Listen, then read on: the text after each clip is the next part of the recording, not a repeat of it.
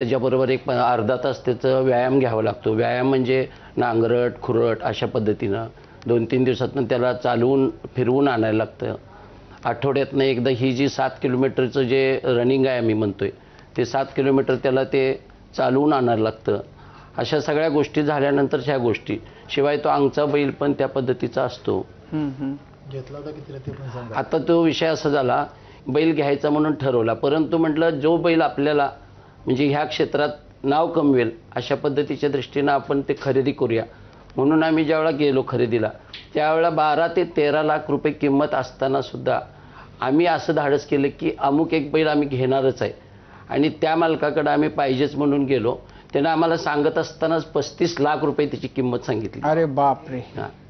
आणि तो बैल आम्ही घ्यायचंच ह्याच्यानं गेलो होतो इरादेनं. त्यामुळे तो बैल आम्ही तिथं 27 लाख रुपयाला खरेदी केला. अच्छा. हां अच्छा. आणि त्या बैलानं आता हे नंबर पटकवला. आल्यापासून आमच्यात आता आणून आजच मला वाटतं 1 वर्ष बरोबर झालं माझ्यात येऊन. तर बऱ्यापैकी एक 15 ते 20 मैदानं त्यानं नंबर केलेत. काल बी दादांच्यात पहिला नंबरच झाला त्याचा.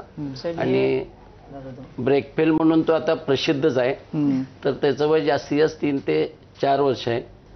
शेतकऱ्यांचं आता आमच्यासारखी लोक व्यवसाय करून ह्या पद्धतीने करतात, पण बरेचसे शेतकरी असे आहेत उत्सुक की जास्तीत जास्त 2 वर्षात जन्मल्यापासून ते जनावर पळायला लागतं. तर त्याच्यासाठी जे धडपड असते त्यांची प्रयत्न असतात ते अतिशय वेगळ्या पद्धतीचे आहेत. भावनेच्या भरात त्यानं 35 सांगितलं, नेणार नाहीत असं त्याचा ग्रह होता, पण त्यानं आम्ही ही किंमत मागून न्यायला नेला. पैसे आम्हाला बँकेतनं नको, आम्हाला रोखीनं बंडल ठेवा अशा पद्धतीनं त्यानं केला.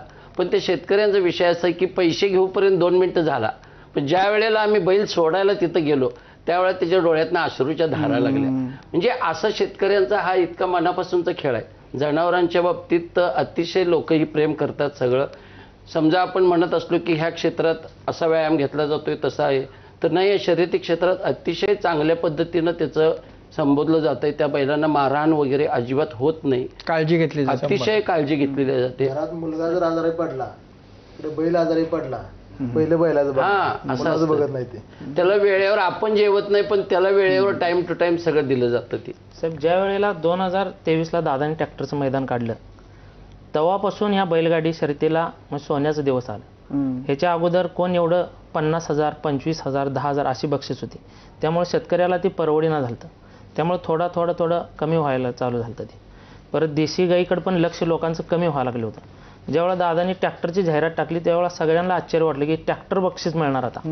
तेव्हापासून बैलांचं रेट पण आदतचा खोंड म्हणून असतो ना लहान, त्यावेळेला 1 लाख रुपये, 50,000 रुपये अशी किंमत होती. ज्यावेळेला ट्रॅक्टरचं मैदान होऊन पुढं चाललं तसं 5 लाखावरनं आत्तापर्यंत 15 लाख किंमत झाली बारक्या खोंडाची. मोठ्या बैलांची तर काय मग 25 लाख आणि 30 लाख, 50 लाख, 60-70 लाखापर्यंत गेली आतापर्यंत. 4 महिन्यापूर्वी माझ्या बैलाला 65 लाख रुपये ह्या बैलगाडी याला 65 लाख रुपये बरं का. ह्या बैलगाडी शर्तीला सोन्याचा दिवस आणायला फक्त चंद्रहार दादा कारणीभूत आहे. समजा त्यामुळे ह्या बैलगाडी शर्तीचं सर्वांच्या वतीने मी दादांचं मनापासून आभार मानतो आणि दादा कायम आमच्या सोबत राहावं हीच अपेक्षा आहे. दादा सोबत राहिलं तर ह्या देशी गाईला सुद्धा हे सगळे बैल आहेत ते देशी आपले खिल्लार बैल. खिल्लार बैल. त्याच्यातलं आता जो आपला किमतीचा जो विषय चालला याच्यामध्ये आता दादांच्या स्पर्धेमुळं आता माझा बैल तर जवळपास 4 वर्षानं लखन पळतोय. तो डबल हिंद केसरी झाला, ट्रिपल हिंद केसरी झाला. म्हणजे हो